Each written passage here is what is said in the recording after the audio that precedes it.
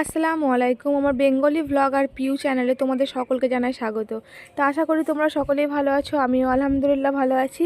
তো দেখো আবার একটা ভ্লগ শুরু করে দিলাম তোমাদের সামনে। তো ভাবতে পারিনি যে আজকে ভ্লগ করতে পারবো, কিন্তু দেখলাম যে না, যতটা পারবো আমি যতটুকুই পারি সারাদিনের মধ্যে তোমাদের সঙ্গে শেয়ারটা করব। ওই জন্য কিন্তু ভ্লগটা স্টার্ট করে দিলাম। তো দেখো প্রথমেই সকালে কিন্তু চাটা খেয়ে নিয়েছি, আর আমি একটু বসে বসে চেষ্টা করলাম যে মামুনিকে একটু সবজি কেটে দিই। তো মামুনি রান্না করছে আজকে, আমি রান্নাটা করি, কিন্তু বুঝতে পারছো যে পারছি না কেন, পায়ের জন্য। তো এভাবে বসে বললাম আমাকে দাও, আমি সবজিগুলো কেটে দিচ্ছি, নাহলে একা আমার মায়ের পক্ষে প্রচণ্ড চাপ হয়ে যাবে, কারণ আমার মেয়েরকে দেখাশোনা, তারপরে সকালবেলায় তোমার দাদাভাইকে খাবার দাবার করে দেওয়া, এই ঘর ঝাড় দেওয়া, মোছা, রান্না করা, মানে একা একটু চাপটা বেশি হয়ে যাবে।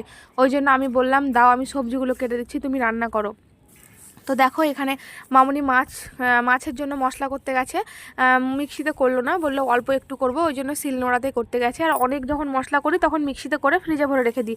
তো এখন তাড়াহুড়োর ব্যাপার আছে, মামুনি বলছে অতক্ষণ ধরে আদা রসুন ছিললে অনেকটা সময় লেগে যাবে, আমি এখন অল্প করে একটু বেটে নিয়ে চলে আসছি। তো তার জন্য মামুনি বাইরে উঠোনে মশলা বাটছে, আর আমি এখানে শাক, পালং শাক, পুঁই শাক, বেগুন, পেঁয়াজ, এগুলো সব, আর আলু একসঙ্গে, আমাদেরকে এই পালং শাকের ঘন্টটা খেতে খুবই ভালো লাগে। তো সেটাই এখন মামুনি রান্না করবে। তো দেখো আমি কেটে দিলাম, আর মামুনি মাছটাকে ধুয়ে নিয়ে চলে এলো। তো কালকে কি হয়েছে, আমার ডাক্তার কি বললো না বললো সেগুলো তোমাদেরকে আগের দিনের ভ্লগে আমি জানাইনি। তো চলো আজকে সেটা তোমাদেরকে আমি জানাচ্ছি। তো দেখো কাটা আমার হয়ে গেছে। তো আমাকে ডাক্তারবাবু বললো যে পায়ের ছবি করার পর রিপোর্টে এসছে আমার কড়ি, মানে পায়ের সব থেকে ছোটো যে আঙুলটা হয় সেই সোজা একদম বরাবর আমার হাড়টা ফেটে গেছে, মানে একটু ক্র্যাক হয়ে গেছে। তো যার জন্যই ডাক্তারবাবু বললো যে এখন 1 সপ্তাহ তোমাকে এই ব্যান্ডেজটা লাগিয়ে রেস্টে থাকতে হবে, নাহলে কিন্তু হাড়টা বেশি বেড়ে যেতে পারে, ক্র্যাকটা। ওই জন্য বললো এখন রেস্টে থাকো, 1 সপ্তাহের মধ্যে যদি তোমার ব্যথাটা কমে যায় আর একটা আরাম হয় তাহলে প্লাস্টার করতে হবে না, নাহলে কিন্তু 1 সপ্তাহ পর আমাকে প্লাস্টার করতে হতে পারে। তো তোমরা সবাই দোয়া করো যাতে প্লাস্টার করতে না হয়, কারণ প্লাস্টার করলে আরও বেশি কষ্ট। এখন তো একটু হাঁটাচলাটা করছি, প্লাস্টার করলে কিন্তু হাঁটাচলাটা আমি একটুও করতে পারবো না। 1 সপ্তাহ আমাকে রেস্টে থাকতে বলেছে, কিন্তু দেখো তোমরা হয়তো ভাববে যে আমি তাও ছাদে আসছি, কিন্তু এত নিচে শীত করছে, কি করব বলো, ওই জন্য জানো তো ছাদে চলে আসছি, মানে এত ঠান্ডা করছে নিচে। তো ওই জন্য আমি একটা পায়ে ভর দিয়ে, কালকে তো আমি উঠেছিলাম, আজকে তো একবার সকালে উঠেছিলাম, তখন বসে বসে উঠেছিলাম, আর এখন একটু একটা পায়ে ভর দিয়ে দিয়ে একটু একটু করে উঠলাম।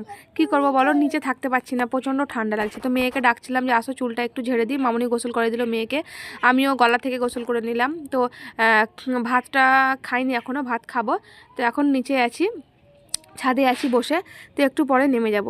তো চলো আজকের মতো এই পর্যন্তই ভ্লগটা, আর বেশি আমি বাড়াবো না, ছোট্ট একটা ভ্লগ তোমাদেরকে দিলাম যাতে তোমরাও জানতে পারো আমি কেমন আছি, আর ডাক্তারের রিপোর্টগুলো তোমাদেরকে আমি জানাতে পারি।